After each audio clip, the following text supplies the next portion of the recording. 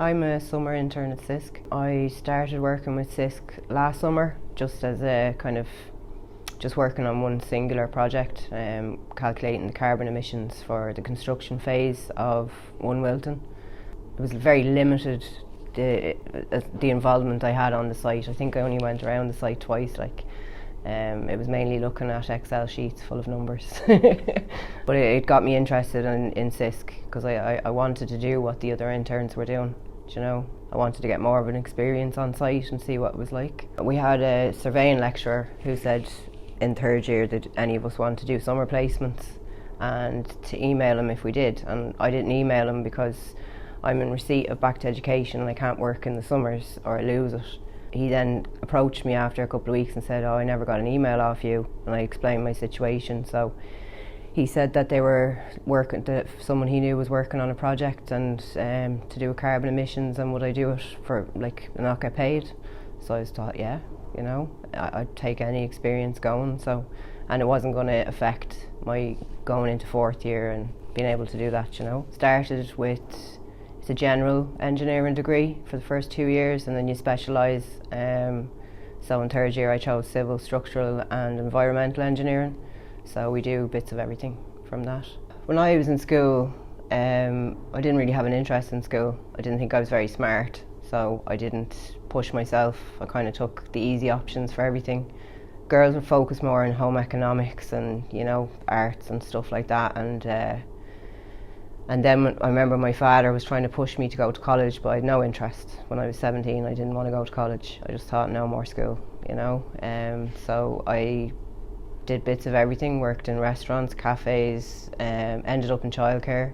Then in the last few years, I did my level 5 and my level 6 in childcare, and she had done the access year in Trinity, and she had just qualified as a doctor and suggested that I try the access year and see how it goes, you know. So that's what I did. I applied for that and went in thinking I was going to study psychology and all this kind of stuff. And for the first 2 weeks in the access year, they get you to try all the different modules, and I found I really liked maths and physics, which was a shock to me because I was like, didn't think I'd ever like those subjects.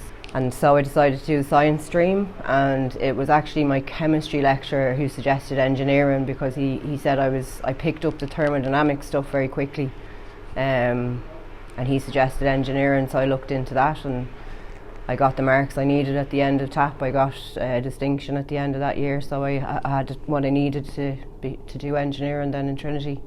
So I started first year. It's an alternative way for people who wouldn't have an opportunity to go to Trinity They have it split. I think they do 50 places, and half of 25 for people who did their Leaving Cert and didn't get enough points to get the degree they wanted to do, so they can do it that way. And then the other 25 were mature students that had never gone to college or hadn't had the opportunities to go to college.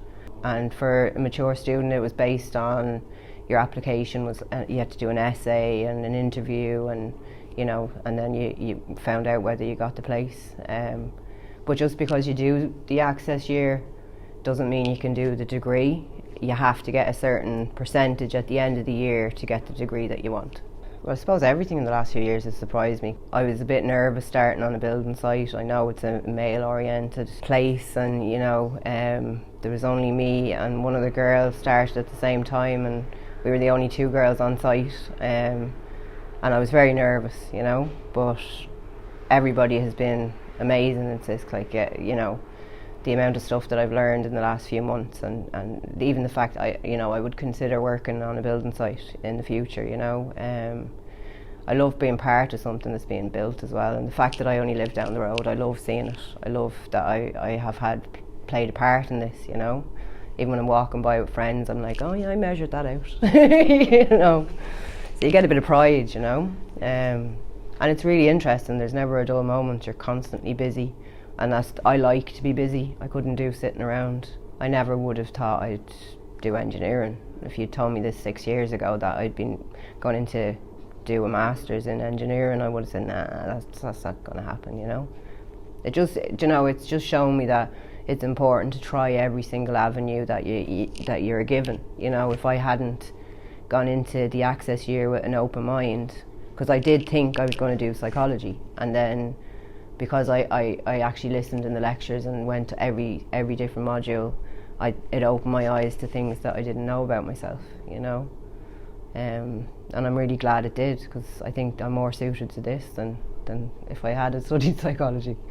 I think there's a lot of self-doubt with teenagers, and that they don't think they're good enough, and I can't do applied maths, and I can't do honours maths, and I can't do science subjects, because that's how I felt. I thought I'm not smart enough to do those subjects, and I chose other ones, you know. I was steered towards other ones, whereas I'm looking back now, and I am able to do those things. I've done those things in college, you know. I learned physics, I learned chemistry, you know, mechanics, all those kind of things, and I was able to learn it. Whereas I didn't have that belief when I was a teenager, you know. I think that's the core of growing up, is to have that confidence in what you are into, what you do like, you know.